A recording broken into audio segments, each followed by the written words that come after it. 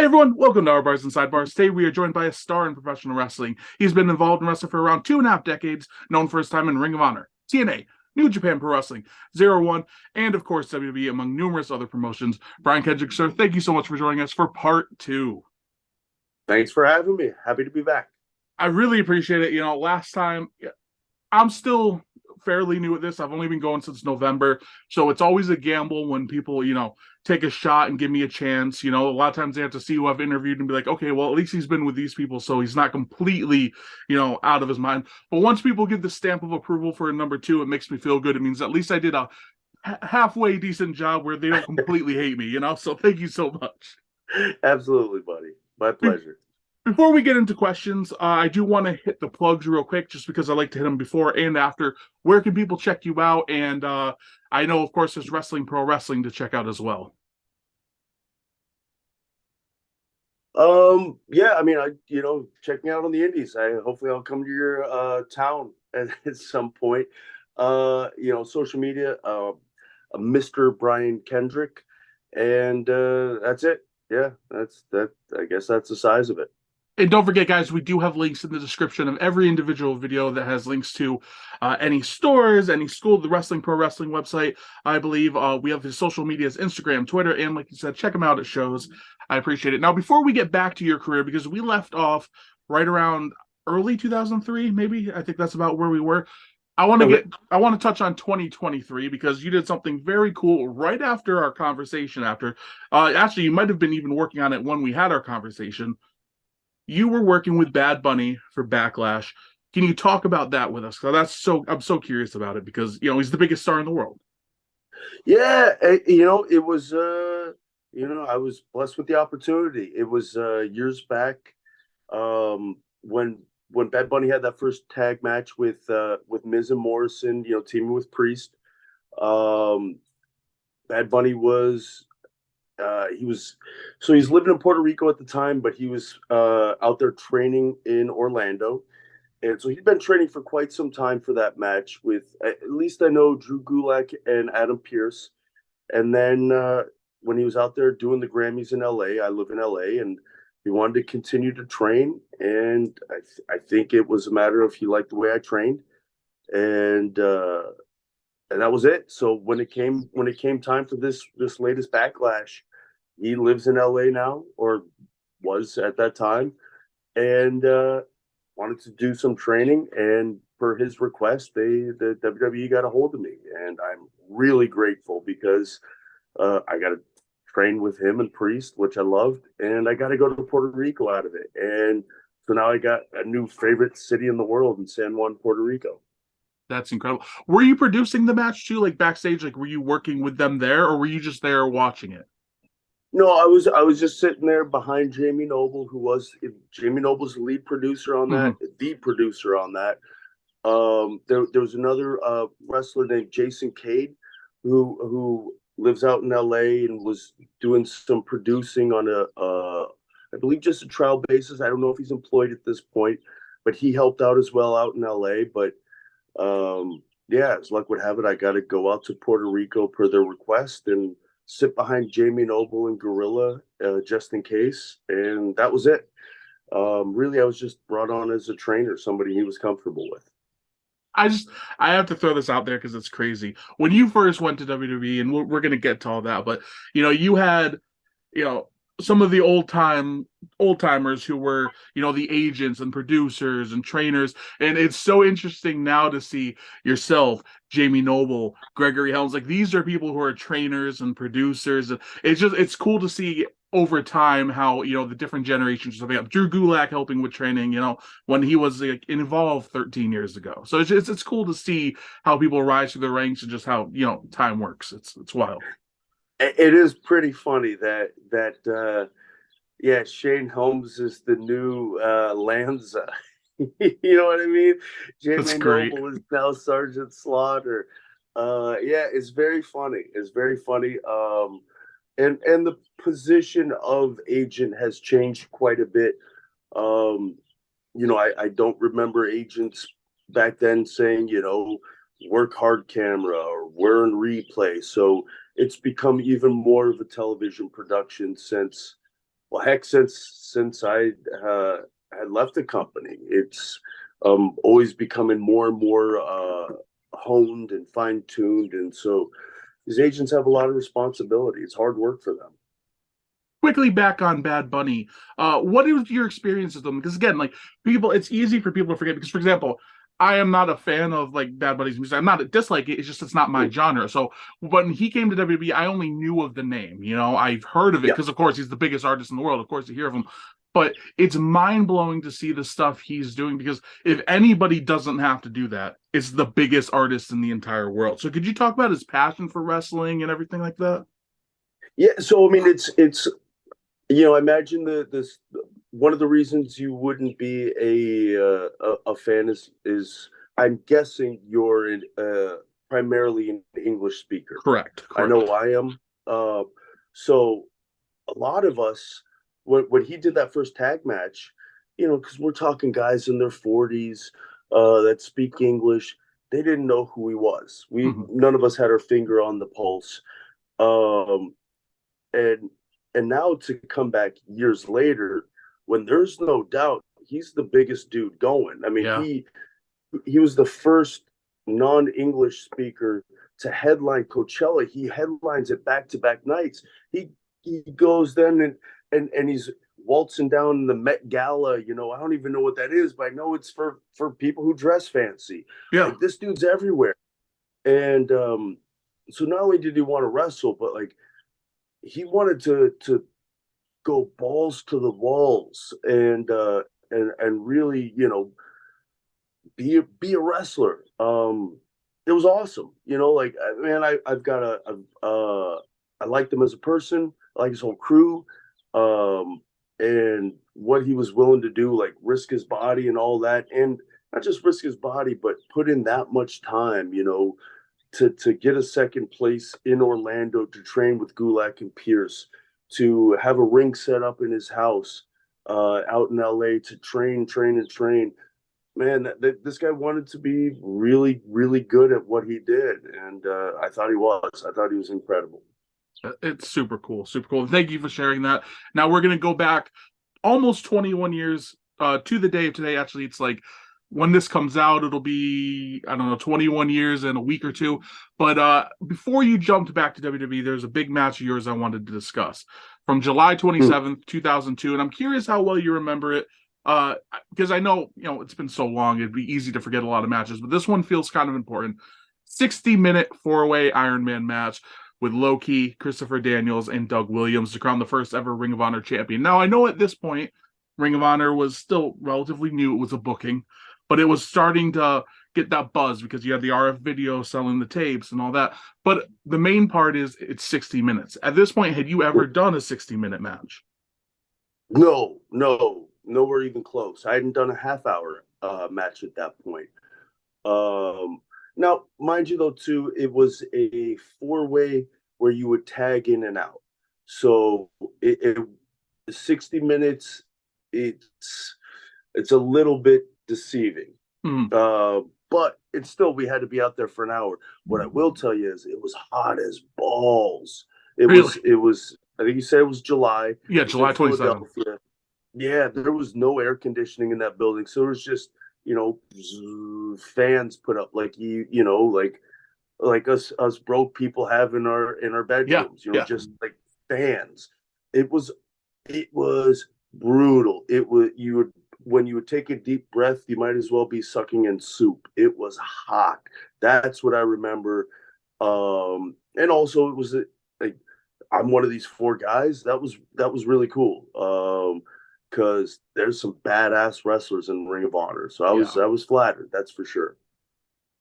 In general, I'm just curious about your thoughts on working with them because I was looking at my. So we touched on your 0-1 venture in the last interview, but one of the guys you worked with then, Low-Ki, you worked with him here as well. Now Low-Ki, his style is just even to this day. Like if you drop Low-Ki from 2002 into today's wrestling, he would still blow minds. I think.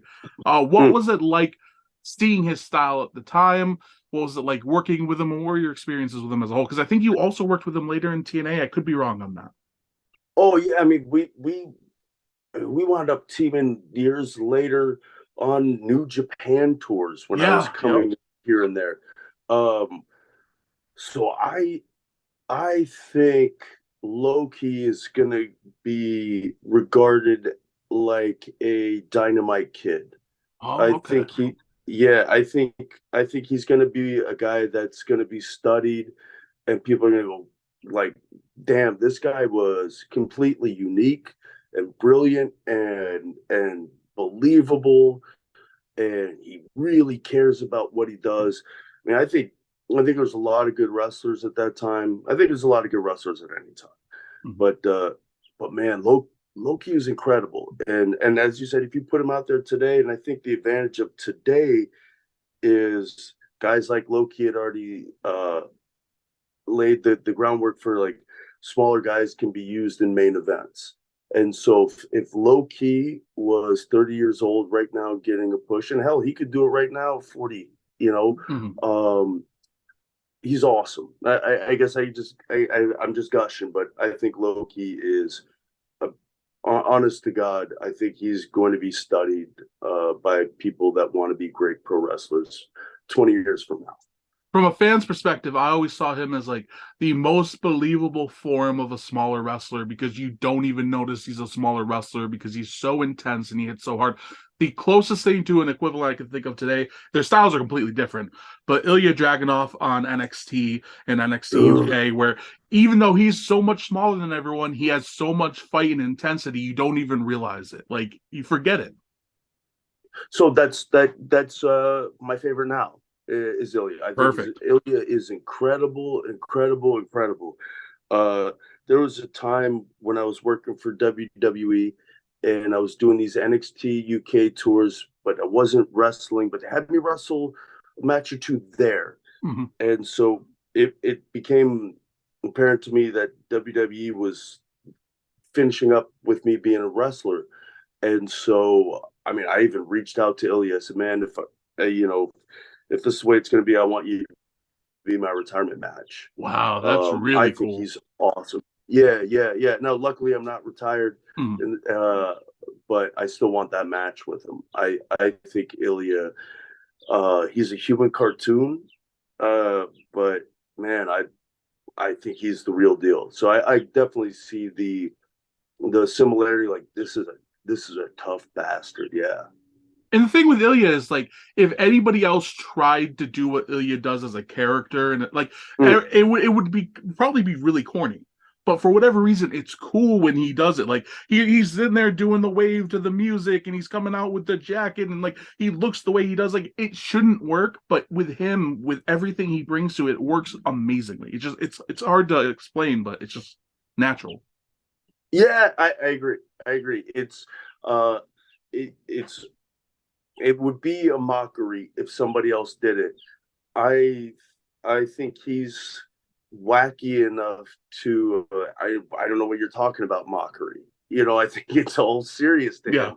The red eyes are serious, whatever that means to him. Like dude, that's like the guy from Roger Rabbit. Like you look like the villain from Roger Rabbit. What yeah, are you yeah. doing? But he does it, and he's a guy that, man, if I had to wrestle him, I know he's gonna hurt me. Like Mhm. he's not gonna injure me, but like Hit he's gonna hard. smack me around and yell at me like, "Get up, man! Is that all you got?" And he's, and I might not have enough. And he's great. Yeah, guys, if you haven't already, check out his match with Dijak at the last NXT Premium Live event. The name's escaping me right now, but just great work. Great work. I haven't seen that, but I will. Oh, highly like it was just Really? last man standing. It was just intense. All right, I'm sorry. I should kind of stop gushing over the people, but it's just it's people you worked with, so you get this special insight. You know what I mean? Like when I get to Hmm. talk to you about other great workers, because you know what makes people great, even better than the average fan will. Because the average fan, obviously, they can spot a guy and be like, okay, he's really good. But you've worked with these people, or you have this special eye to say, okay, this is why this person's good. So I always find that fascinating. Yeah, I mean, I guess it's all subjective, but I would agree that I might be able to pick out the reasons why. Hmm. I don't know about music. What makes the Beatles so great? I don't know. I just like their music. Well, I guess musicians can explain why you like that music. Maybe it's something like that. I don't know. That makes sense. All right, let's go back to 2002. Again, I'm jumping all over the place, but it's just going to keep happening. I want to talk about you getting back to WWE because we talked about the 0-1 tour. We talked about the big Ring of Honor match. You had a couple of them. How did you get back in touch? Because in the last interview, we discussed how, you lost a developmental deal, unfortunately, because the place closed down and you had all the hires, everything like that. Then you went to HWA and then the deal was pulled there. You went to UPW. How did you end up getting back? So ultimately, when I was working with Ring of Honor, I was set to move in with Kathy Carino. I was gonna go. She had a room for rent in Philadelphia, and so I don't know what I was gonna do. I had nowhere to go. HWA had shut down. So heck, I'm gonna go to Philly. And so in the meantime, as my room was getting done up, I was back home in Washington State, Lacey, Washington, at my mom's house, and I got reached out to by the WWE, and they asked if I would be uh, available to come into Vegas, and I forget where the other town was, to do the dark matches. And I said, yeah, of course. And man, I was so stupid and so young. So the first day, we're on the West Coast, or at least Pacific time, and I showed up to work an hour early. It turns out I showed up to work 2 hours late because Oh I didn't, boy. you know what I mean? But it Yep, didn't matter time because zones. nobody needed, right? Yeah. But still terrible. And but nobody needed me. I wasn't late for anything except for my own interview. Mhm. Um, but then the next day, at the SmackDown taping, I had a match with Shannon Moore, a tryout match. And what I remember is doing Japan, 1, 2, and they kick out so last second. Well, I did one of those, and I remember Mr. Briscoe and Mr. Ross kind of getting on me about that. But then afterwards, they offered me a contract, and they just said, "We're not going to fly you out of Washington, but if you're willing to move, we'd like to offer you a contract." And I said, "How about Tampa? Because that's where pro wrestlers live." And they said, "Then you got a contract." And that was it. Wow. I had my first television contract, thanks to Shannon Moore and that opportunity, and Mr. Briscoe and Mr. Ross. Yeah. And after all the frustrations of having it ripped away from you before, that had to be a really fulfilling feeling, right? It was nice. Yeah, it was really nice. Yeah, it was great. Um, that's where I wanted to be. I want to go back on something you mentioned real quick though. You said, you're doing those 2.9, kickouts, and obviously that's gone on to become a huge thing, probably because of the Japanese influence and the American indie style, and then so on and so forth. What were they getting on you about? Was it something that they didn't like, or was it just maybe you weren't doing it to their liking? Like, what was it that, Briscoe and Well, so what it was 1, 2, and then boom, kick, and I did 1, 2, and I know when that hand's gonna hit three, and I'm watching it, and it's just the way that the Japanese would do it. Like, whoa, that kick out felt like it was at 3.2, but oh, like, no, yep. it wasn't. You know what I mean? Like, it's almost like the kick out is too late, and so even afterwards, the referee, like, what are you doing? Like, I don't know. Like, I don't. I was too young to say anything, and what am I going to say? Like, oh, no, no, no, you guys don't understand it. This is the way the Japanese do it, Hey, you and I can't really think say some that. of the things, yeah, that's not going to be smart. Like I love the WWE, and this is where I want to be, but like I like that bit better, and it's nothing I can do is say, "I'm sorry, sir. You're right, sir. I'm sorry, sir." Uh, but it was because it was so close. It was so close to a three that it risks ruining the match. Like, was the referee not going to count? Like, no, the referee can count. I'm going to kick out in time. But those are risky kickouts, and I Yeah. risked it on a tryout, which seems kind of foolish. It's kind of funny, to be honest with you, but I understand what you're Thank saying. you. Absolutely. Thank you. Another question just in regards to that, because it popped into my head. a lot of criticism for those kind of counts I see a lot of times are, in the day of HD television and HD recordings, you can normally see, well, not normally, certain guys, you can see them watching the ref's hand as it's coming down as they're preparing. Yeah. As a pro and as a trainer, how would you recommend helping that? Is there a way to help it? Is there a way to avoid it? Like, is there a way that you think you can make it better? Because we have a lot of wrestlers who watch this channel. The channel's still growing, but a lot of people who do are indie guys, trying to make it, trying to. So I know people should be paying you for your expertise when they train with you, but if you could just give a little nugget of information. Like so much of everything else is peripheral, so you don't want to be looking one, two, with your eyes open. You look, but you can peek, like your head's this way, but you're peeking out the corner. So that's it. You got to use your peripheral vision. That's what I would say. Like when waiting for a dive, instead of just making it blatant, sell while you're doing it and hide what you're doing a little bit.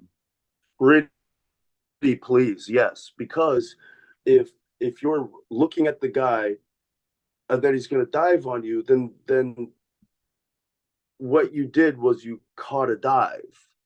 I'm not there to catch a dive. Mm-hmm. I fell to the floor and you're diving on me before I can recoup. And that's supposed to hurt me. You've risked throwing your body at me because you're this far into it, or you're this desperate to win, or maybe your style is just that reckless that you don't care. You're willing to take these risks. But if you're looking at the guy, then it's fake. Mm-hmm. And I don't want it to be fake.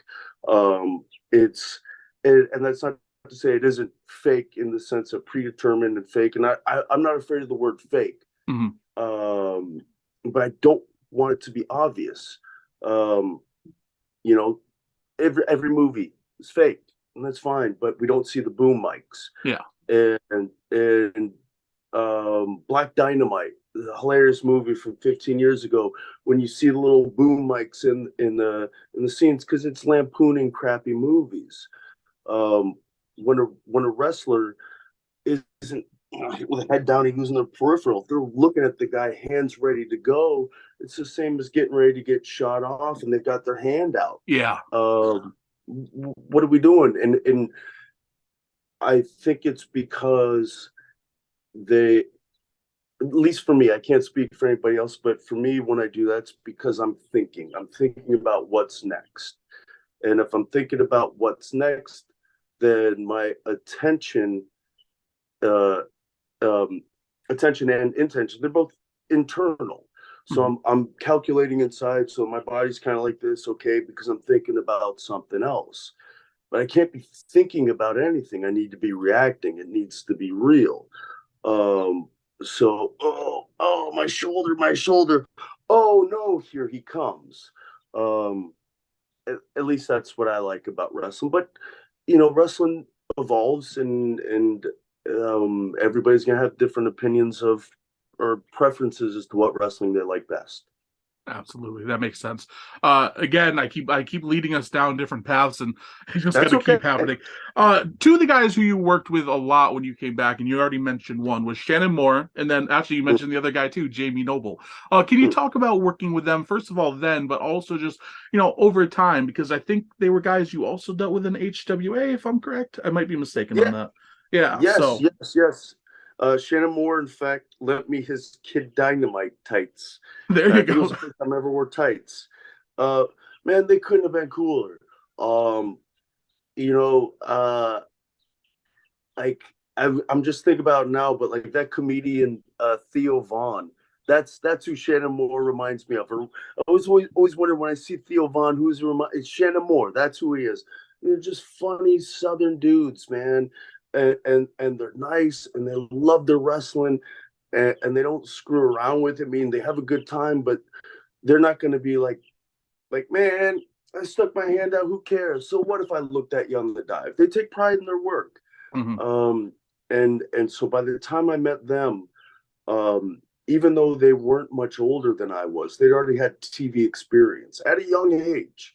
So I was able to learn a lot from these guys real early on, and they were very gracious, very kind, and Yeah, they never big leagued me in any way, man. Every cruiserweight was always very kind to me.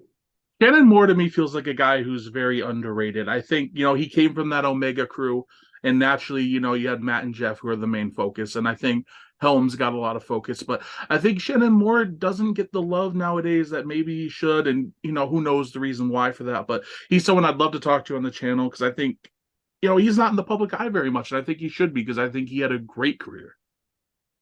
I think he had a great career too because he was a great wrestler. Mm-hmm. I think so. At a certain point, it's do we move on when we can, or do we, continue to just plug away at wrestling and move on to the conventions and just find a way to do less impactful matches as we get into our 50s, 60s, and beyond, as so many wrestlers have done. Mm-hmm. Like for example, the Rock and Roll Express have had a real nice resurgence, recently. It's great. They're getting booked everywhere, man. It's awesome. But there wasn't a whole lot of that. Honky Tonk has always stayed around. Hacksaw Jim Duggan, Bushwhacker Luke. These guys stay busy, but it's hard. It's hard to find that work. And so when he had the opportunity to go open up his tattoo parlor, I think maybe he just found a way to, leave those glory days there, and he'll still do appearances. I'm hoping. I don't know. Maybe do some matches occasionally, but he's, I think, moved on to a different business. And while it's sad for us, the wrestling fan, it's in a way, it's a happy ending because he isn't reliant on wrestling caring about him anymore. Because once the wrestling world doesn't care, then you don't get booked, and then what do you do? And it was too late. He should have opened up the tattoo parlor when he had the chance. Absolutely. You're right. That's a great way to look at it. I guess also from a fan perspective, it's just I'm a big believer in keeping legacies alive. And that's a big reason why I have this show. Not that it has a huge audience necessarily, but I like people to be able to tell their stories, especially people who maybe don't get the opportunities a lot of times to tell their stories. And I think, obviously it's not going to have the incredible production of a WWE documentary or the eyeballs of that. But, if it's on YouTube, it's probably going to be there forever, or at least until YouTube dies, whenever that may be, decades down the line, and I like people to be able to tell their story because everybody has such wrestling is crazy. Like even the most generic wrestling story is nuts to the average person. And that's what makes wrestling great, Yeah. I mean, I think I think it was Jerry Seinfeld had the joke that if pro wrestling didn't exist, can anybody imagine it? Like, who came up with such a thing? Yeah. I love it. I love it, and it's so weird and goofy. And then the average Joe, non wrestling fan, will they'll try to tell you why you shouldn't like it, which is really just, it's why they don't like it. Don't you know it's fake? It's a bunch of guys on steroids, rah, rah, rah, screaming and smashing each other with feather boas. Like, okay, man. Yeah, if that's what you think, you know what I mean? And rock and roll is just a bunch of, it's just not for you. But for those of us that wrestling is for, it's awesome, and I think a lot of us find comfort in it. It's there for us when we're lonely. A lot of us, fall asleep to it or did as kids. It's something to get excited about. And if your world isn't that exciting, if you have a job you don't like, or if you're in school and you're just waiting to graduate to get out of there because you don't like it, but you like wrestling, it gives you something. And so it attracts a lot of people like that, and myself included. And it's such a blend of so many things. It's a rock concert, it's athletics, it's theater, it's comedy, it's horror, it's action movie, it's everything pretty much rolled into one. It's a special thing. It might not be for everyone, but hey, you know what? Business is doing pretty good right now these days. It's had a lot of booms, and Lord knows wrestling's been around a long time, and it's good to see it thriving. Well, I'll tell you this too. If you don't like wrestling, but you like having a good time, meaning you can find the charm in going to a state fair Mhm. or going to a festival or anything like that. If you're up for having just giving a chance to a good time, if you go to Pro Wrestling Live, it might not make you a fan, but you're gonna have a good Yeah. time. You're gonna have a good time at live pro wrestling. Even if you think you're above everybody in the audience, you'll have a good time mocking them. Hmm. But the you'll get to see that these guys, even if it's a bad indie show where the work is not very crisp, it still hurts. And these guys are doing it for nothing in front of nobody. And these guys, they care about this, and the fans care about it, and it's a weird escape. And it's hard not to have a good time if you go to a wrestling show. It's a beautiful thing. Now back again. I keep these rabbit holes. I keep chasing them. Back to SmackDown in that era. You were pretty immediately on live events. You might have been on live events actually. I believe before you were back on TV, you were doing the SmackDown live events, and you were doing Velocity. Had you? Mhm. Was this the most regular work you had at this point? I wouldn't, because if you're doing multiple live events a week, that had to be a pretty. I mean, I guess you were doing indies, but I don't know. I feel like this might have been a busier schedule Oh, for sure. I mean, so and the few travel. tours, yeah. I mean, so the few tours I did of zero one prior to that, even then, if I was out there for 3 weeks, Hmm. 28 days, even 4 weeks, um, it might be three shows in a row, then 4 days off. Um, with the WWE, or all that to say, if in 28 days, I might do 10 shows. It's a lot of shows, but in 28 days in WWE, you're doing 16 shows, 4, 8, 12, 16. Now, for me, I might not be working all those shows because those were TVs. Hmm. Day number 4 was TVs, so you might not be written onto TV, but you'll still be traveling and going to that town and at work.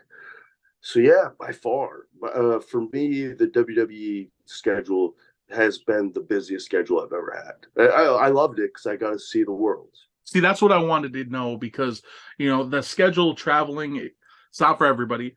Even for people who love it, I mean, at a certain point, it can really grind on you. At this point in time, you were just gung ho about the travel. You didn't mind it at all. Not a bit. No, not a bit. Even now, I say to my wife all the time, and she'll say it back to me. If there's a bad day of travel or whatever it is, I get paid to travel. Mhm. That's what I do for a living. I get paid to travel. Um, like to wrestle for the WWE. Are you kidding me, man? Like that's all I wanted to do. So what would I have given as a kid? Everything. I would have given everything to wrestle for the WWE. You don't have to pay me. I would give you everything. So what do I get paid to do? I get paid to drive from town to town. And then when you're doing that with buddies like Jimmy Yang and R-Truth and Vladimir Kozlov and Sho Funaki and Scotty Tuhati, and it was I was just getting paid to fly at that point because the travel was great. So it was just going to the airport was the only part that kind of stunk. Uh, Anything else was awesome. With being back, one of the things, and this is kind of the era where there there was certain reputations for guys backstage, right? And I'm not throwing anybody on blast here, but I'll just throw some names out there. The Hardcore Hollies, the John Bradshaw Layfields. They had, there's a wrestler's code. Especially Mm, then, maybe it was more enforced than it was before and after. mm. As a relatively new guy, you've only been wrestling a few years at this point. First time to really do it on the road. What was that atmosphere like for you? So it was the first time I was around where I was the kid. Um, I was a kid in a room full of men and scary men. Mhm. I would clean the locker rooms and stuff like that. Always shake everybody's hand. So you knew this And stuff because of Sean?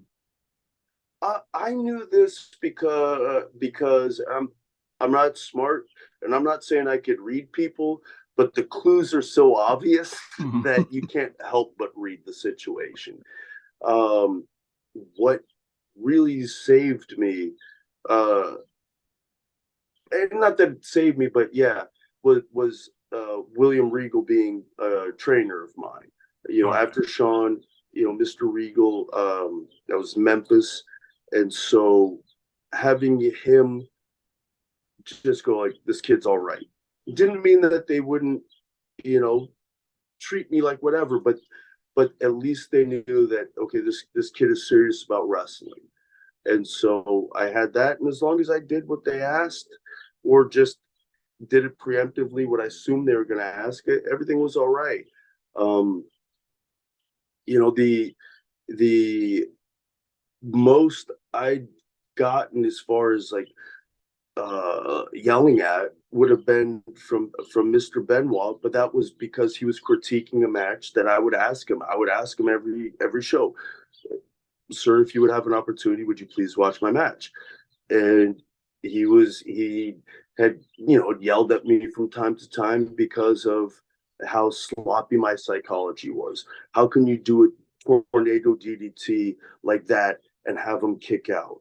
Well, because I was doing that tornado DDT was the best looking thing in that match, and yeah, and okay, this guy's serious about this, and so it was it was never abuse. It was advice I asked for.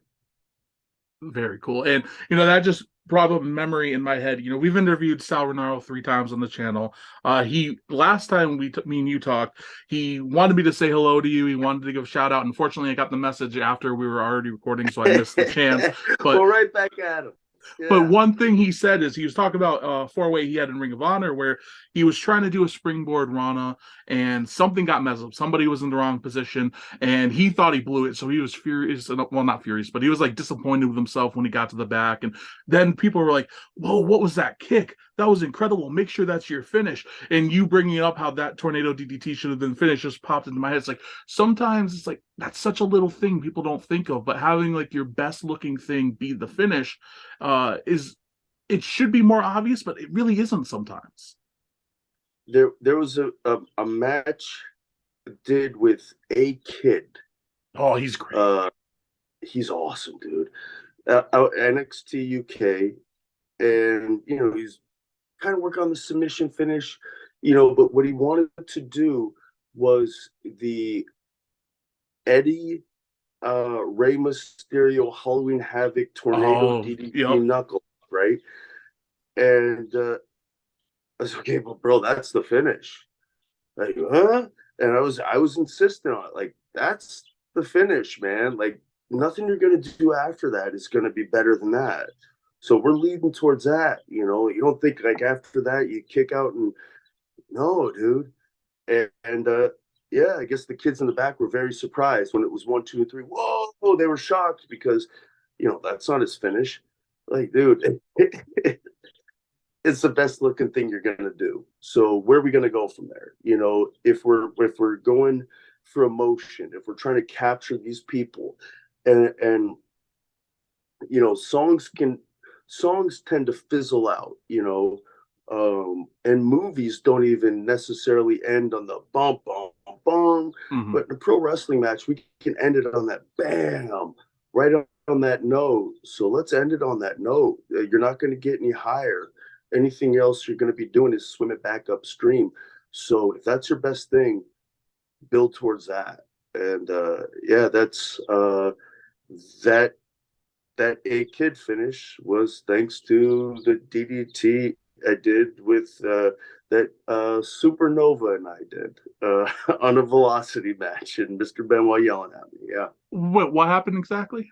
Oh, you did the same thing and Oh, well, essentially saying the tornado DDT and getting yelled at by Benoit okay. about this move is so pretty, without yelling at a kid. I learned my lesson and 20 years later insisted, no, let's make your prettiest move the finish.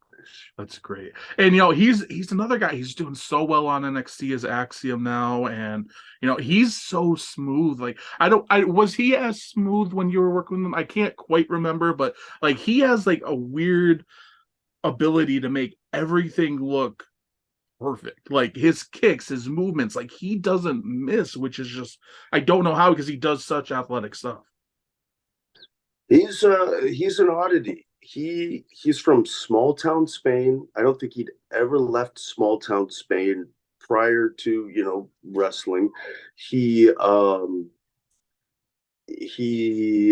uh never seen Hulk Hogan wrestle before. Wow. He just kind of figured out what he thought wrestling should be and did it his own way. And what he's figured out, I think, is really good stuff. It's wild. And NXT UK in general, that's something we'll definitely talk about. We touched on global localization last time. Actually, I just talked to Alexander Wolf, and his videos should be up when this one's up. So people check those out if you haven't already. And, he was talking about NXT Europe as a possibility, and there's a whole lot to dive into that. I'd love to get your thoughts on that in the future because, the whole NXT expansion is just so interesting. If it comes to fruition, obviously you have the Endeavor stuff and everything that, delaying stuff. But if it comes to fruition, I feel like that's such a game changer in wrestling to have that kind of opportunity for guys. Yeah, I wonder what it becomes. So, does it stay like is WWE always just the thing, or does WWE become WWE North America? Mm-hmm.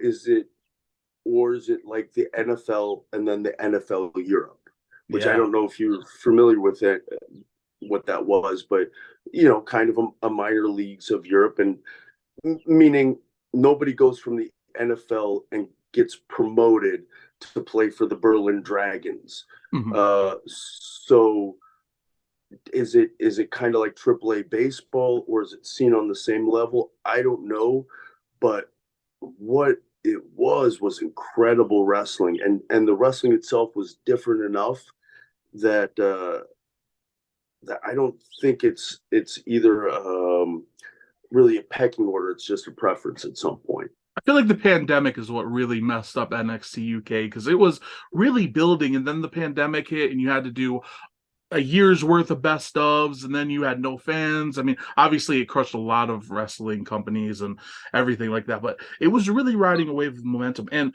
I know Triple H has talked about, like, for his vision, at least, the way he kind of sees it from what I've been able to understand. I haven't talked to him personally, obviously, but Raw and SmackDown will forever be the big two, with NXT maybe creeping up to the third. And then you're going to have all these other places that kind of serve as feeder systems to the big three, but also, if whoever you want to name, let's say Axiom, for example, if they have NXT Europe and, he's done everything to do on NXT, there's nothing for him right now. Maybe they'll send him to NXT Europe for 6 months to do something new, to do something fresh. Or Nikki Cross is, maybe for whatever reason they can't find something to do with her on Raw, send her to NXT Europe, help the brand out. And, it's just to keep careers going, which I guess is the ultimate goal. And, I think that's so good for business because it's like the territory system, but under one roof. Yeah, and like the territories, which had different styles. The people in Texas would wrestle different than the people in Memphis, and certainly they'd wrestle different than the people in New York. And the people in Europe now wrestle different than the people in the U.S. or just your televised North American wrestling. The Europeans have their own style, and it's really good. Yeah. And the Mexicans, the Lucha Libre, have a beautiful style. They have the best outfits in wrestling, the best submissions, the most amazing high flying. If you look at it through the lens of the psychology, it's different. You have to get used to it. You have to understand it, that it's its own thing. But as its own thing, it's fantastic. And same with the Japanese style. It's its own style, but it's fantastic. So if WWE can have those types of territories, I don't know if that's something they want to do. And heck, I don't know what's going on with that company because I don't know who owns it right Yeah. now, you know. But if that were to happen, wow, that'd be really nice. With you in your future, obviously you're not retired now. You're still tearing it up in the ring. And obviously you've done a lot of training and promoting. If the NXT system takes off internationally like that and they came knocking, is that something you'd ever consider? Because you'd have to travel a lot. And I know you said you still like travel, but international travel is a whole different beast. Is that something you'd entertain going over to NXT Europe and every month? Or If it that would that I don't want to say that's the best scenario, but man, it might be. Like that sounds great. I just did two taping, two different times. I went to NXT UK. Every one of them uh wanted to be pro wrestlers. This isn't a knock against the people who were recruited. Because I like a lot of those guys that were recruited. A lot of the ladies and men that were recruited have done really well.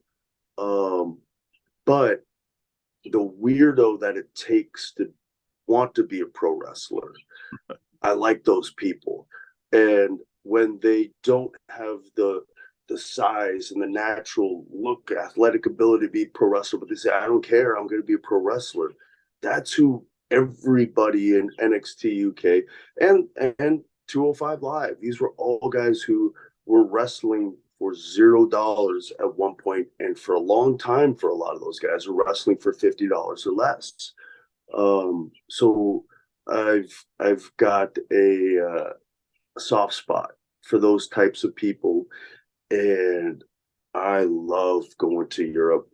I really do, and my wife's never been. So heck, if you're telling me that we're on the plate, I would love that. Yeah. Very cool. And you brought up 205 Live. I'll be honest with you, I could probably do a full episode with you on 205 Live alone. I was one of the people who loved the show, and I thought it had so much potential. And I thought, 2018, 2019, in my opinion, it was arguably the best show going. I thought it was just really, really good. I mean, I would say it's that or NXT UK. Yeah. As far as the quality of wrestling, the guys in 205 Live were really good, really, really good wrestlers. That was a special time for cruiserweights. I think that's what gave so many people hope for, Triple H as, the guy. And, we don't need to talk about the ownership because who knows what's going on there. But, you had NXT, 205 Live, and NXT UK. You had the Cruiserweight Classic, which is another thing I'd love to talk to you about in the future. You had the Mae Young Classics. Like, for a lot of people, myself included, that's like as good as wrestling can be right now. Like what those were and what that idea was, like that, to me, that's great pro wrestling. So, that just gives me so much hope for what the future could be. Yeah, I mean, hopefully, hopefully Hunter's got a lot of say in the future. I hope so, because there was a certain point I gave a critique to him about one of the matches on a show. I said, yeah, this was good, but you guys were all raving about this, and I thought this match was far better, and here's the reasons why. And then he says to me that, well, you and I could watch Lou Thez and Buddy Rogers and appreciate it, but these fans won't. Not everybody will. So, basically to say that he would even put out wrestling that he might not even necessarily enjoy, but knows that there's a market for it. He I don't know if he likes cruiserweight wrestling. I think he does. I mean, I think he appreciates it, but he might not like it, but knows that there's a market for it. And so let's give wrestling fans everything we can give them. That's a really cool thing. Absolutely. The question I had in 2002 when you were doing SmackDown, you were going through a period of using a whole bunch of random names, I think at live events too. Diamondback, the Jet, the Rough Rider, the River Rat. Could you walk me through this, please? Because I don't even remember it, to be honest with you. Hold on just 1 second there. Yeah, no I problem. found this the other day.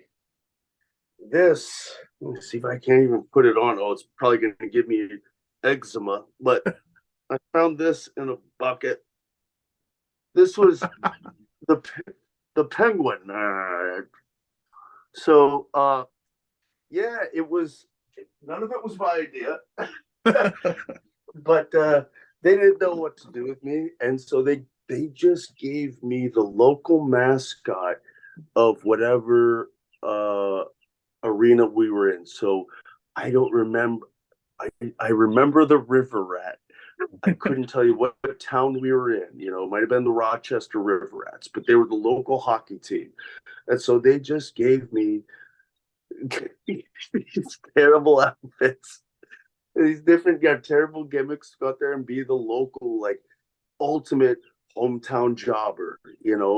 But I had fun with it, and I got to wrestle some good guys. It's just such an insane because like I was doing my research and I was like, I remember so much, but I have zero recollection of this. I was just like the Yeah, River yeah. I mean,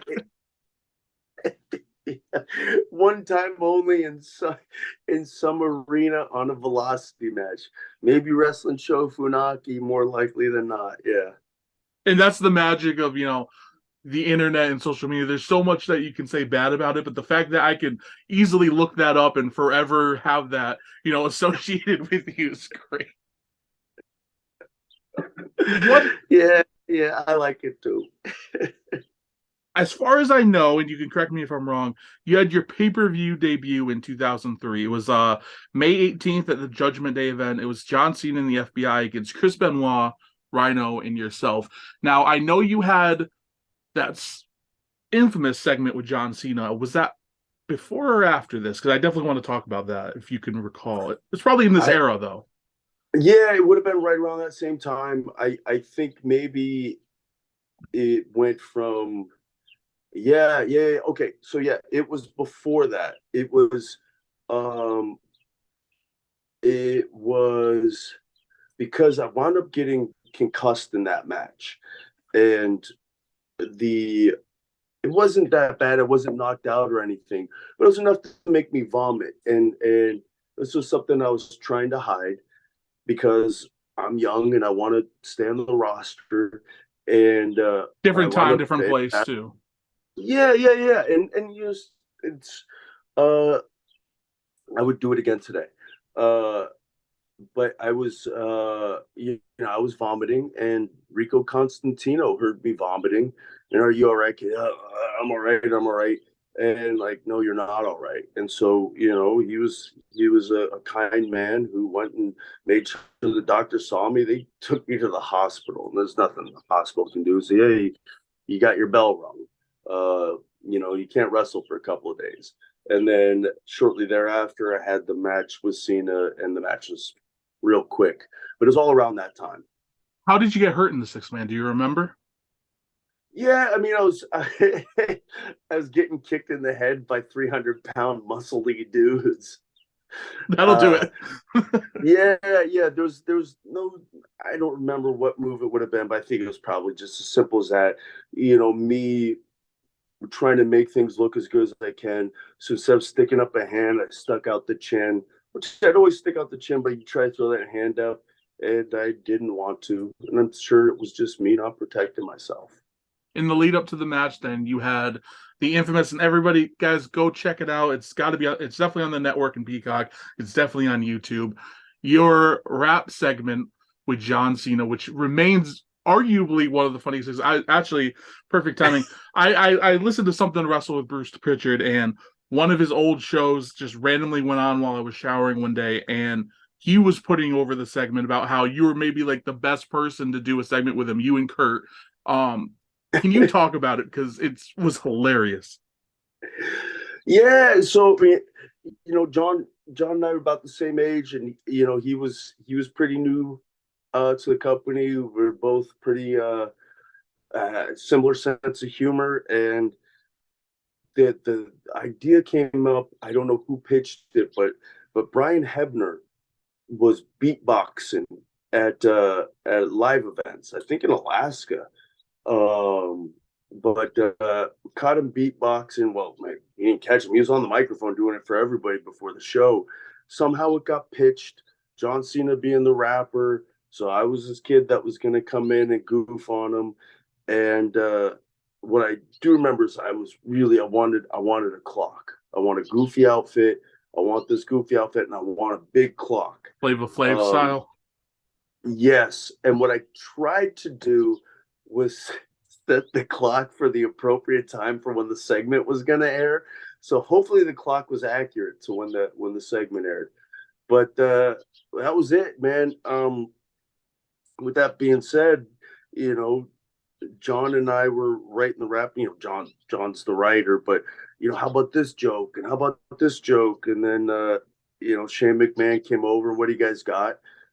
And did the rap, and he says that's just a bunch of stupid inside references. Nobody's gonna get it, and he was probably right. I mean, is making jokes about Spider Rico. Nobody knows who Spider Rico is, but yeah. So Shane wrote the rap for the most part, Oh and wow.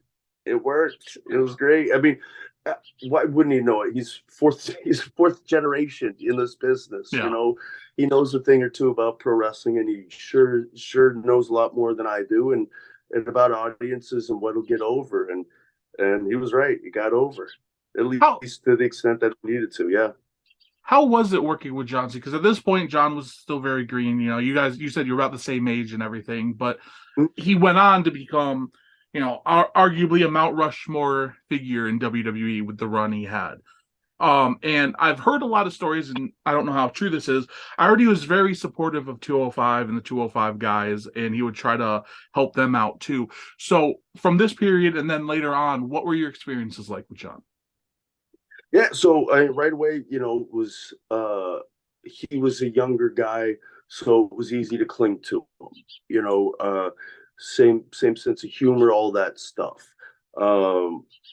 What I said to him when I came back on the 205 run, though, is that if I was Vince McMahon, John Cena would be my favorite wrestler of all times.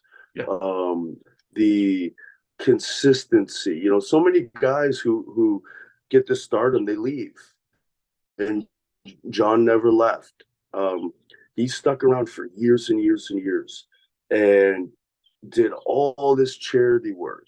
And he's at 1,000 Make a Wishes before anybody knows that he's doing Make a Wish. Same.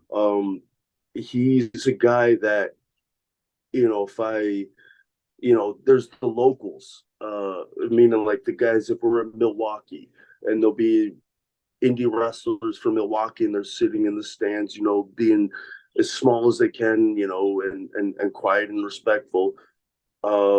He goes up and says hello to them, introduces himself to them, and there might be nobody's going up there. Nobody else is going up to the stands. Other people will say hello when they cross him in the halls, but he would go out of his way to make people feel welcome. Yeah, he would be my. I'm not Vince, so I don't know, and I don't have the relationships with these guys. But I guess if I was the promoter, Mm-hmm. he would have been my favorite pro wrestler of all times. At the time, because they often tell the story before the rap gimmick hit that he was struggling, and he says he should have been fired. People say he was close to being cut, and then the rap gimmick hits, and basically from there it's onward and upward. Did you see him as like a future main event? And maybe you didn't see him as like the face of the company, but at this point, did you see like, okay, he's going to be a top guy? I didn't have any predictions for anybody. I Mm, didn't have any predictions for myself even. It was just every day this is cool. Maybe I'm too goofy and aloof for that kind of stuff, but I didn't have any. I didn't think someday, he looks like Superman, but with more muscles, yeah. and he's naturally charismatic and super quick witted, super quick witted. Uh, but I didn't think like that's who the company's going to build upon. Mhm. Because I never ran a company. I was just a dopey 22, 23-year-old. Uh, but looking back now, I think I think the idea that he was close to getting cut is nonsense. I think he might say that, he might believe that, but I don't think that's true. I don't think any. I think the McMahons have been too good at what they do for too long to let the biggest talent, in a generation just slip through their fingers. There's no way. Would have been a big loss, that's for sure. Tremendous loss. Yeah, yeah. You worked with Rikishi a lot during this time. You're teaming up with him. Could you talk about him? Because he's a guy who I don't know if we've actually talked about him on the channel. I think somebody might have put over his clothesline because he always does the flip, even though he's twice the size of everyone else. Is great, beautiful. Can you talk about working with Rikishi? Yeah, man. So I like him a lot.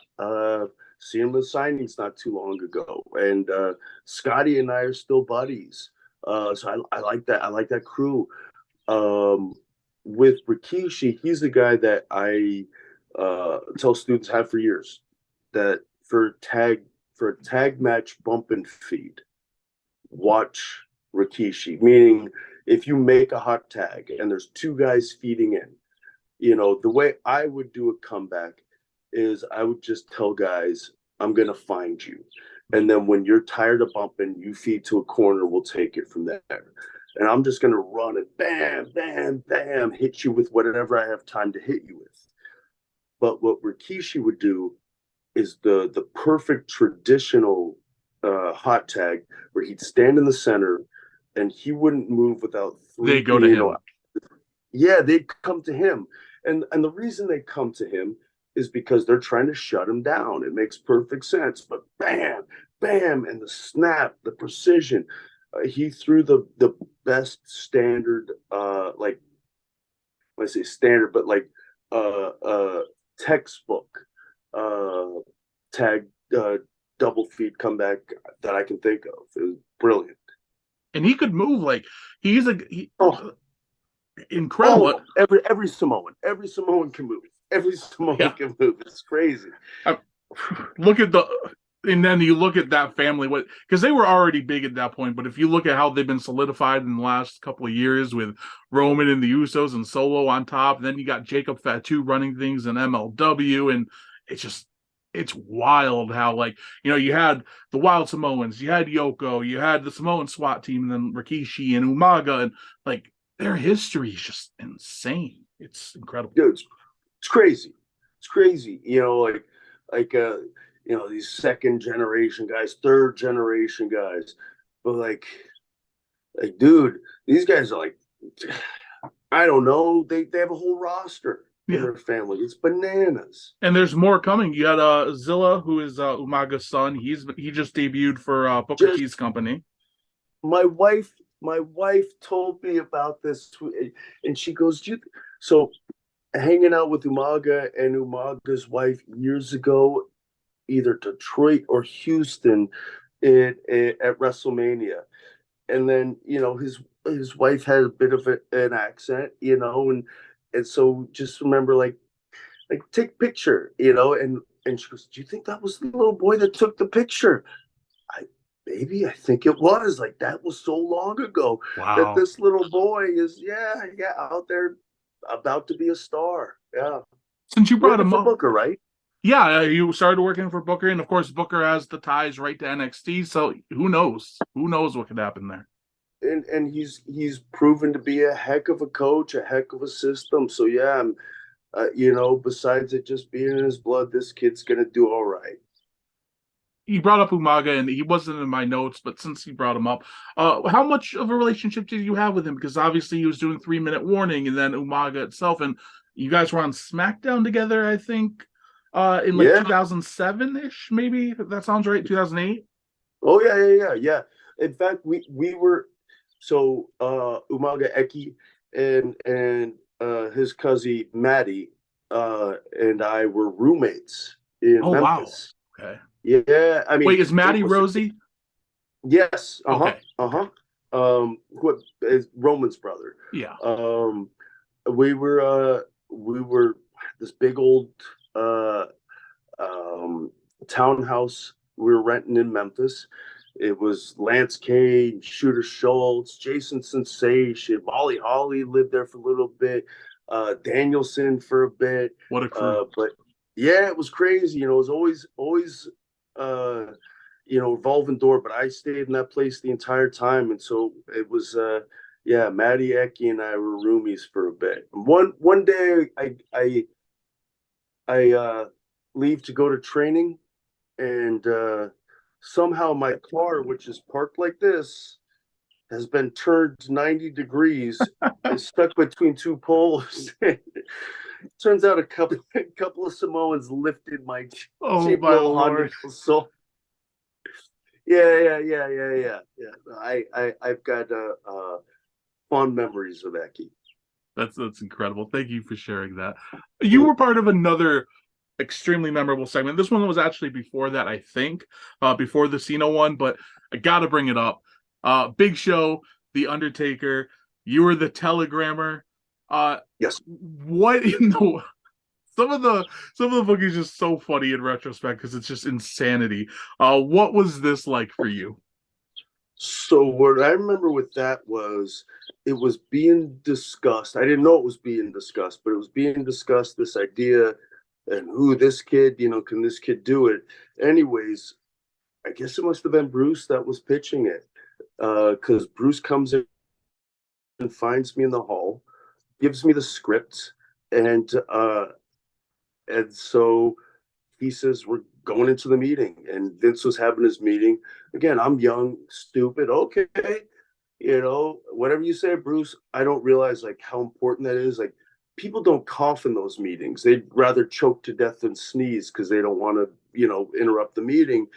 And that was it. I just burst in through the door. I'm really, really sorry. And I had to sing the whole thing as Vince was standing up. I mean, I cut him off mid sentence to, telegram for Mr. McMahon, and that was it. And they went out and found me an outfit, a bellhop outfit straight out of Wizard of Oz.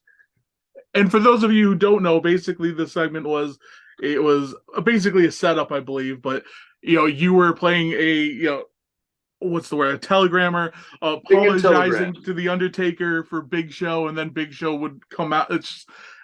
What was it like working with the Undertaker and Big Show at that point? Yeah, I didn't. Again, everything was so over my head. I was living in a cartoon, Mm-hmm.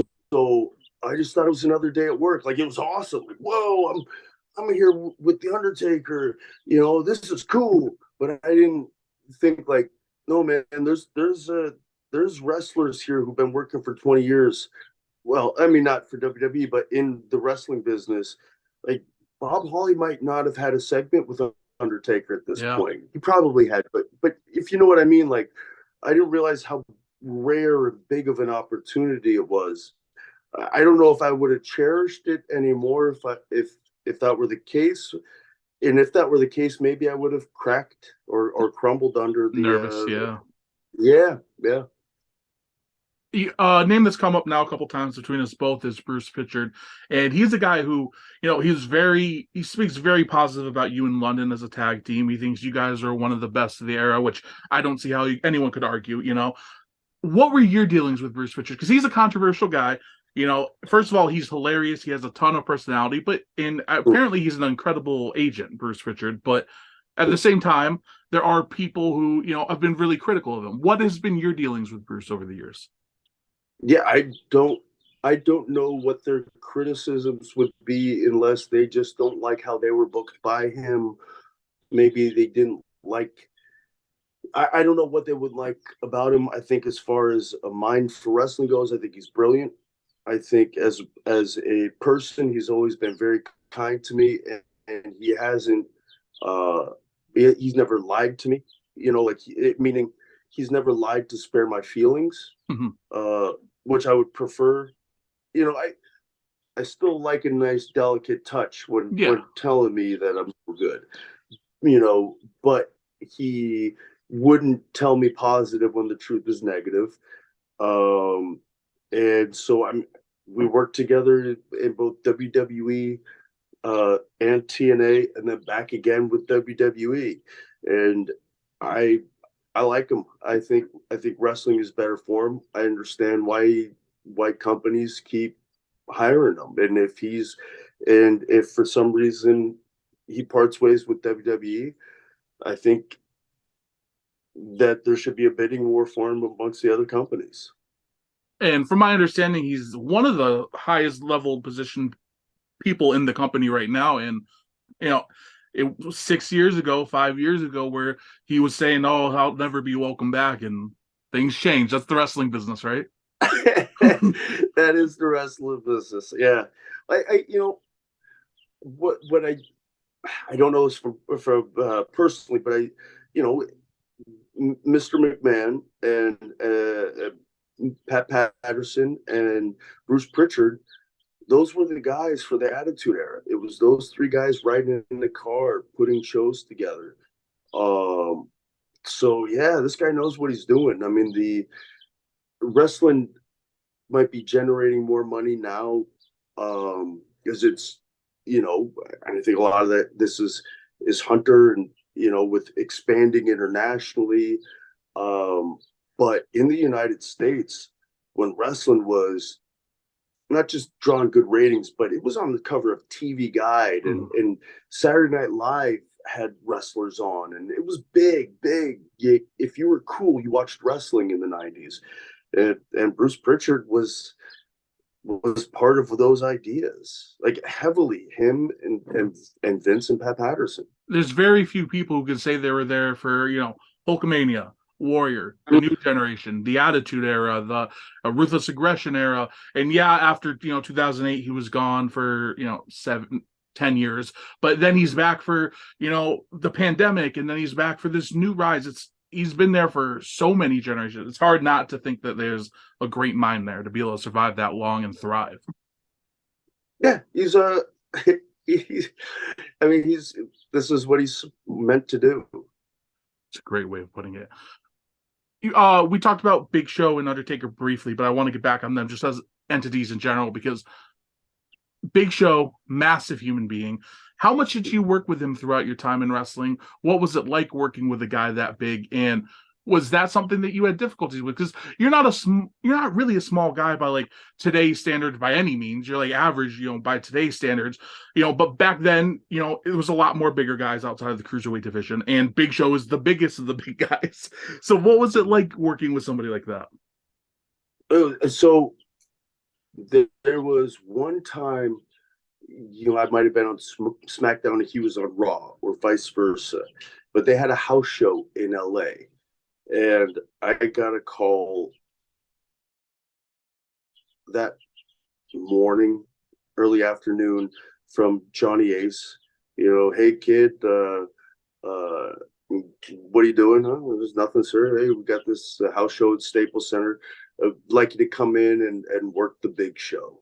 And man, I mean, I don't remember a whole lot of house shows, but I remember that one. It was awesome. I got to go out there, grab the microphone in the Staples Center. My wife got to be in the front row with our friends watching, and I got to talk crap about the Big Show. I'll take on anybody and blah blah blah. And gulp, it's the Big Show. Oh no! And then he chops me, and I squirm, and it's perfect. I mean, the little the little loudmouth getting beat up by the big friendly giant, you can't beat that. And but even prior to that, he was just always so kind to everybody. It was yeah, really I like that dude a heck of a lot. And with the Undertaker, you said how you weren't necessarily thinking about, oh my God, it's the Undertaker at that point, which is probably for the best because, like you said, he could have been locked up with nerves. But I mean, the Undertaker is arguably the biggest legend in wrestling. He is the locker room leader. He is the guy. He is the Godfather. Not Papa Shango, but he is the guy. And you spent a lot of time in the locker room with him because you were a SmackDown guy for most of your time there, and so was he. So what was that like? Yeah, I guess so. So when I say, earlier that John Cena would be my favorite wrestler if I was the boss, my guess is the boss's favorite wrestler might be the Undertaker, though, because that's a guy who stayed loyal when there was a chance to jump. Yeah. And wrestled injured and wrestled for. I don't know. I mean, whatever his record is on WrestleMania, it's been that many years he's been wrestling. Um, man, even to this day, if I were to see, Big Show or the world's strongest man, Mark Henry, I'm gonna have a big smile and I'm gonna give him a hug because I like those guys and we can shoot the breeze. I'm still afraid of the Undertaker, man. That's great. That's great. So he was as much the locker room leader as everybody says. He was like the Yo, Don of the locker room. yeah, I mean, I think so. Yeah, I think if this is who people would go to get their to get stuff done.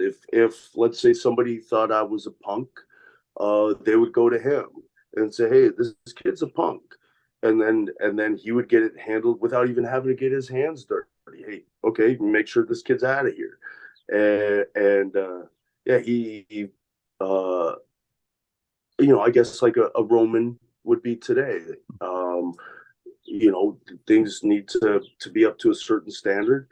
He's the boss. The other wrestlers look up to him. They respect him, and what he says goes. Makes a lot of sense. Right after that segment, you started doing a gimmick where you're doing outrageous things to try to earn a contract. Mm. And one of the big segments, and I have to bring it up real quick, it wasn't in the notes, but I remember the streaking thing where you had to go Yes. around. Can you talk about having that pitched to you, what you actually ended up doing, and your thoughts on it? Yeah, it was based off of a goofy Nike had these new shoes with springs on the bottom, and they had this commercial with a soccer player running around naked with those shoes and a scarf. So to capitalize on the pop culture, they they wanted me to do that thing. Sounds like fun. I wasn't naked. I had a flesh colored thong, and and from there, went and did the bit. It was Sean O'Hare, I believe, who was the one that pitched it as far as the backstage stuff goes. What I will tell you though is if you're to go back and watch it, one of the security guards who's chasing me is now considered to be the greatest pro wrestler in the world, the American Dragon. Really? Was one of yeah, he was a local. Whatever town we were in, Dragon was a local, man. And he was one of the guys chasing me around. Yeah, yeah. That's an incredible moment. Wow. Isn't that nuts? Yeah. Especially, your history together, from training together to, him being a local there and now, wow, that's wild. Yeah, yeah, yeah, yeah. Now he's the man. I mean, he was dude, he was awesome back then. I'm sorry, I'm walking, Ken's. I'm just grabbing a charger. Around this time, you were also, again, you were doing the outrageous stuff. You were running around streaking. You were doing all these crazy things. You had a 5-minute challenge with Kurt Angle. And Kurt Angle is a guy who's considered one of the best, in-ring wrestlers ever, both amateur and professional. What was it like working with Kurt? Because he picked it up so quick, and at this point, he was arguably the best guy going. Yeah, it was great, man. It was great. It was I got to wrestle. I got to wrestle against the top guy in front of a crowd, and the objective was really obvious for anybody, so it was easy to understand the match.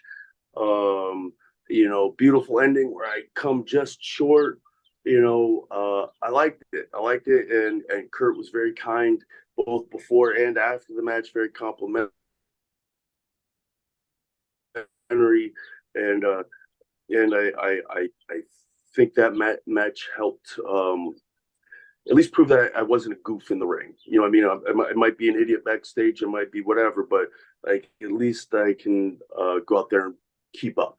Like in the eyes of the fans or in the eyes of the locker room?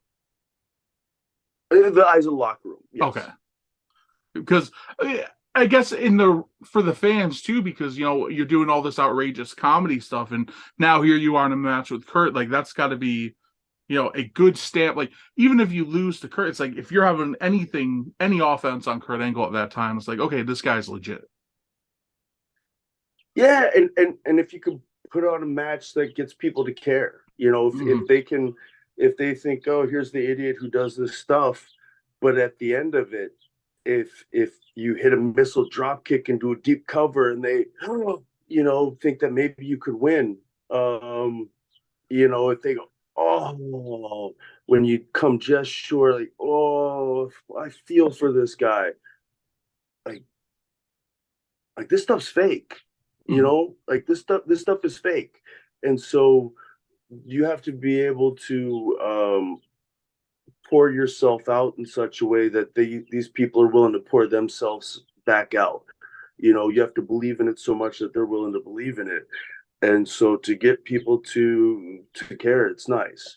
And I think hopefully they did. Your master's pretty short, and you've always been in incredible shape. But there's talk that Kurt Angle would really start blowing people up. I think Austin used to say like he used to have a thing where nobody could blow him up in the ring, but Kurt Angle did, and Kurt Angle loves to hold that over his head. The Hmm. match was pretty short, so I'm guessing that wasn't really an issue here. But did you ever have anything longer with Kurt that could have been an issue dealing with his just intensity? And that was it. That Oh, was okay. it. Yeah, I would have welcomed the challenge for him trying to blow me up because I was really cocky. Like, all right, dude, you ain't gonna blow me up. You know, you see how fast I am. Obviously, like, no stupid. He's an Olympic athlete. You know, like he's way better at everything than you. But Was anybody ever he, able to? to blow me up. Yeah. Oh, me, me, myself now as I get older, and I had too much to drink last night or anything stupid like that. There was times where I got blown up because I slacked off. I don't get Gotcha. blown up anymore, but there was times in my career where I lost focus and I wouldn't say really blown up, but like where I'd have to like, all right, kid, you got four more bumps where you have to count down how much, you measure the gas tank a little bit. And I never ran out of gas, but there was times where I was sputtering to the finish line. That's great. You've been great with your time. I'm just gonna ask a couple more questions, then we'll head out. You've been so giving with your time, and again, as you can see with these interviews, we don't get very far because I like to dive into stuff. I to me, it's a lot more interesting. Yes, I could pick some high spots and just get quick sound bites and stuff like that, but I like to hear your like true thoughts. So there's a couple people I just want to ask about before we wrap things up and get on out of here. Sure, sure. Um, Paul Heyman. At the time, I believe he was, if not head of creative, one of head of creative on SmackDown, and you know, a huge personality, a guy who's been successful in wrestling for, is it 30, 40, 35 years? What was it like working with him? Did I lose you? So when I my first loop of house shows, um, prior to that, Jamie Noble had been promising his crazy cousin Nunzio showing up. And so I didn't know if I was crazy cousin Oh Nunzio. yeah, I didn't know Nunzio was an Italian name. I didn't know nothing. Uh, then I show little Guido's there at the same house shows. Oh, that's Nunzio. We started riding together right away because you riding with anybody? No, you no. Became fast friends. Well, by week two, it was Nunzio and Paul Heyman and myself riding together because of Nunzio's relationship with him, and it was awesome, man. And one thing I remember early on, stop at a little gas station, and I'm gonna get it wrong. You might have bought it. Pixie sticks. It wasn't pixie sticks, but something as stupid and frivolous as those sugar straws, the pixie sticks. And he buys some of those and starts sucking them down. And he says, "Don't you forget this, kid. It's the little things. It's the little things. You got to treat yourself. These little things." That was it. And I try to remember that these little things. That's what makes it. And so, and I don't know. I've got to pick his brain. Who do you think is a genius? These types of things. And uh, yeah, I was really. I don't think about this stuff until being interviewed, but really lucky that I've got to spend time around some really brilliant minds in wrestling. in this era, how were your interactions like? Because there's obviously a couple of ways to go about things. You can be told, hey, this is what you're doing today. You do it to the best of your ability, and that's it. Then there's, they try to pick your brain and you try to maybe get information. And then obviously you have people who are more outgoing and either try to push for themselves or they, or they're worse, they're, aggressive or, they push back. What were your dealings like with creative at the time? Like, were you somebody who was just given something and you do it? Were you offering feedback and because you were so new at this point? Oh yeah, they threw something in front of me. Okay, I would do it, and then when not doing anything, I would pitch really stupid stuff. You're gonna be on Velocity. You're gonna be wrestling this person. Oh, okay, like they let me. I pitched. Can I put X-Lax in a pizza? Can I ride a pogo stick? They let me do really stupid stuff on Velocity, and it was great. I got to be like a Bart Simpson. I don't know how many people watched it, but like to let a kid do stupid ideas like that, really nice.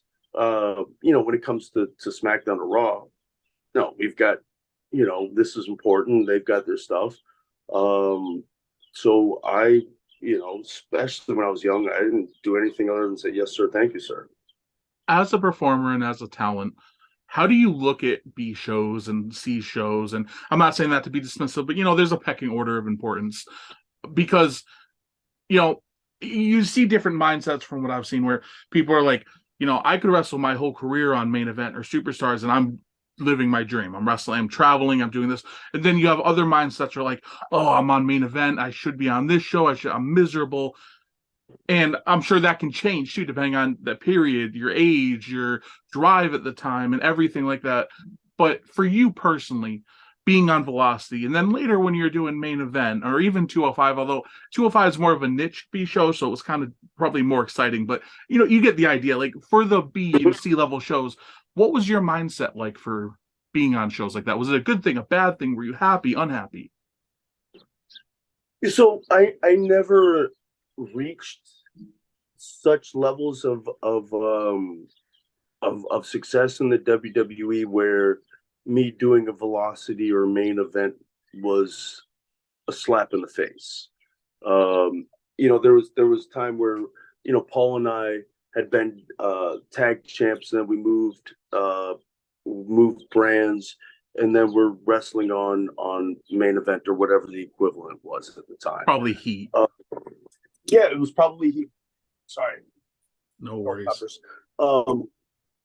So that would have been like the biggest demotion, but it was okay, whatever.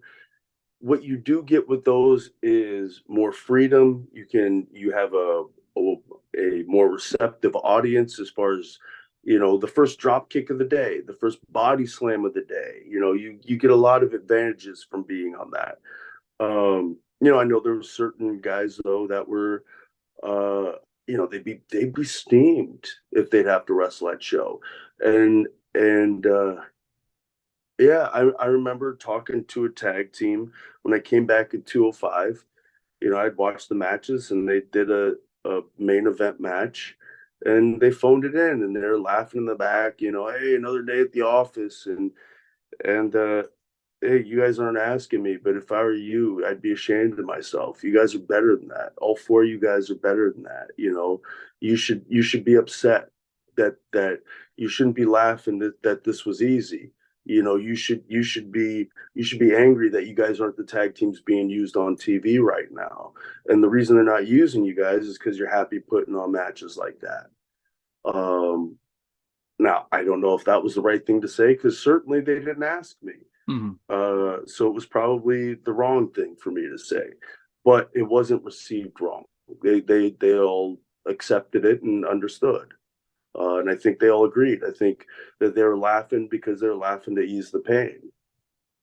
Do you think it's hard for me to word this because there's Roman Reigns and he's in the main event of everything ever, right? But for most people, there's ups and downs, there's highs, there's lows, especially in WWE. It's very rare for you to be a top guy and stay a top guy. Dolph Ziggler might have main evented some pay-per-views, but he's been on main event plenty of times too. Yes. Do you think that's just something like you talked about how it should drive you? But do you think also that's just part of how it's going to work, and it's always going to work, and that maybe you should be using that as motivations to improve or to, stay consistent? Or do you think like how do you think people's mindset should be for just not just main event and B shows, but just the up and down nature of wrestling? How, Triple H, he has a reputation for being a slow booker. He'll put people in great programs, but, people will dive out for a month or two and then they'll get back into something. Then they'll dive out for a month or two, then they'll be back in something hot. Do you think like maybe some people look at that the wrong way where they get kind of bummed out about it? Or do you think that's good for motivation? Like, where do you stand on that? Yeah, hard to say, but I would say like with the example I was using earlier with those guys, they were taking pride in how easy their job was that day, and it's to kick and scream, I'm on main event, this is garbage. That's not fair. It's still great, and that's maybe a lack of perspective. But to go, hey, another day at the office, look how easy that was. That you should be embarrassed about. Yeah. You should still be out there. I think, if you take pride in this, go out there and kill it, man. Shove it up everybody else's butts. We put on the best match in the show. Hey, this is not what they're booking right now. That's fine. I'm still the best. That I guess would be the attitude I would want to see out of everybody, because when I was young and started, that was the attitude of everybody on the show. Bob Holly wanted to be the best. William Regal wanted to be the best. Undertaker all these guys wanted to be the best, and I wanted to be the best too. And so I don't know. I think, it's also different if a guy like the Undertaker or Bob Holly go, oof, hey, did you hear those people? That was a piece of cake. But they've been doing this for a long time, and they've earned that right. Although I don't think they would ever do that either. And then I do know, like, in the last interview, you talked about how you're not someone who necessarily takes a lot of time to reflect and admire your own, history and everything like that. And it's something I'm trying to drill into you, because I think you should absolutely look back more at the incredible stuff you've done. You've had an amazing career. But, like, you look at, like, a guy like Tozawa, who I think is one of the most underrated wrestlers in the world. He's been, and we have a commenter on our channel with that name, and it cracks me up every time I see it. We had Tozawa's been with WWE for 7 years now. And yeah, most of the time he's been on main event, NXT, and 205 Live. But think about how many people's dream, like, it's so easy to be like, oh, well, he's just doing that. But it's like 99% of the wrestlers in the world would give up everything to have that career. He's able to afford a house, and his wife is able to come to the States, and they can have a child together. And I remember there was a time when it was before the pandemic, and there's these new contracts coming out, and cruiserweights were getting paid considerably less than the other guys, but our workload was far less. And so what we were getting offered was really nice. It was the best money I'd ever seen. And not everybody was keen on it, because they saw other guys were getting paid more. And so Tozawa and I were talking, and what do you think? And I said, man, I think you should do whatever you think. What do you think? But what do you think? I said, it's the best money I've ever seen. He goes, yeah, I want this. I want this makes me happy. Then you're happy. And I think he's happy. I think Tozawa was the best babyface going. He was at the time. I don't watch enough wrestling now, but as a babyface, man, that's a guy I can care about. He keeps my eyes glued to the screen. And it's just a matter of give him a push. And he feels like the kind of guy who, again, referencing back to the interview, if people hear this in the clip, go check it out. We talked about NXT Europe and all these different territories that could pop up. Tozawa's the perfect guy who, if you want to heat him up one day, you can throw him on NXT Europe or NXT Japan or NXT Mexico for 6 months, and suddenly he's refreshed. I mean, look at Ali on NXT right now. Hmm. He's a key part of the show every single week, and arguably he should have been for on Raw and SmackDown for the last 6 years, but at least he's now he's in a prominent spot, and that could happen with Tozawa tomorrow. You never know. And you can have a bunch of really great wrestlers, but you only have so much TV time. So yeah, Mustafa Ali's fantastic. So whose spot are you taking? Mhm. You know, Absolutely. who you getting rid of? To are you gonna say sorry, Cody? You know, we're gonna have to cut one of your segments because we're what? You know, because we think Tozawa's better than you. You know, are they gonna do that? Who are they gonna say that it's really there's great wrestlers who can't get pushed because there's only so much pushing that can happen. Mhm. And again, that's why I guess more of these places popping up, it's more opportunity. So Yeah, yeah. And heck, if he goes to NXT UK and he goes out there and wrestles the way he can wrestle, nobody's going to complain that this Japanese guy is the champ of NXT UK absolutely because they'll not. say, well, screw it, he's the best wrestler here, so go ahead and take it from me. Yeah. Mako Satomura is a perfect example of that. She was incredible on NXT UK. All right, guys. First of all, Brian, thank you so much, sir, for being a part of a great interview. I love it. We have had some technical snafus on the way.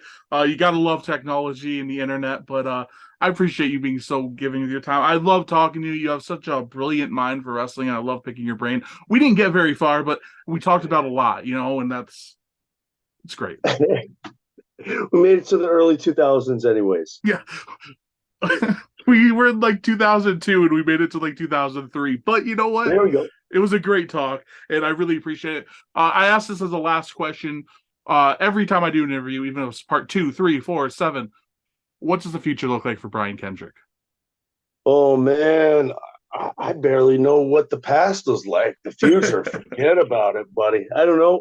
Hopefully more wrestling. I'm out there wrestling up in Philly. BCW. I love it. It's my favorite place in the world to wrestle is the ECW arena. I think they're the toughest, most sincere audience in the world, the Philadelphia crowd. So, yeah, that's about it. Otherwise, I'll be in El Paso this weekend. Training still something you plan on doing? Oh yeah. No, I still train kids. I train kids on Tuesdays and Thursdays up in Santa Maria and down in El Segundo or Carson. So yeah, I still Are, train. are they different schools or just different locations? Two different schools. Okay. What are they? Just so if people want to check them out to go train and Yeah, so the one is PWU up in Santa Maria. That's for Billy Blade, and then the other one is it's just a school that I don't charge gotcha. for. The building charges for. It's just local wrestlers come on down. So there's really nothing to it. Very cool. And social media, it's Mr. Brian Kendrick on Twitter and Mr. Period Brian Kendrick on Instagram. Is that correct? Oh, I don't know. I don't know if there's a period. I'm so used to putting it in because of the, almost every couple days I'm doing the post and tagging you. So I'm pretty Oh, sure that's accurate. I believe you then. Cool. And guys, check him out. Check out the links down below. Follow him. Show some support, not just for doing this interview, but the fact that he's entertained fans for almost 2.5 decades now. You know, if you've ever enjoyed a Brian Kendrick match, if you enjoyed a Brian Kendrick video, show him some support. Go out and see him. And guys, while you're watching, follow us on Twitter at Armbars Sidebar, on Instagram at Armbars and Sidebars, and on YouTube at Armbars and Sidebars. Subscribe, like, comment, all that beautiful stuff. Show some support and just love wrestling. Brian, sir, thank you so much for being here. Anything else to say to people, or are we good? No, man. Thank you all for supporting wrestling. It's nice that we all have this mutual love for something so preposterous. Awesome. Thank you. Until next time, guys. Later.